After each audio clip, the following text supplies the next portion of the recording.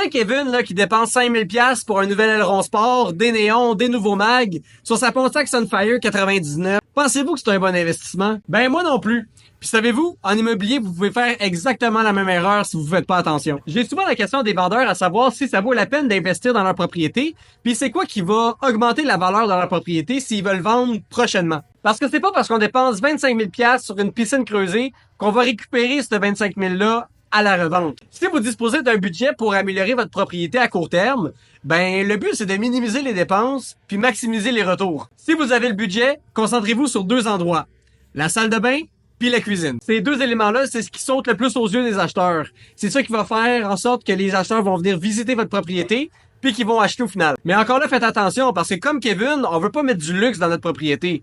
On veut y aller avec des choses simples, qui sont peu coûteuses, mais qui vont donner un effet wow aux acheteurs. Au lieu d'y aller avec des comptoirs en marbre puis des armoires en chêne, allez-y peut-être avec des trucs un petit peu plus simples comme des armoires en mélamine, en thermoplastique, qui sont belles, mais qui sont peu coûteuses, puis qui vont faire un effet wow aux acheteurs. Mais là, je parle de rénovation, puis de maximiser la valeur.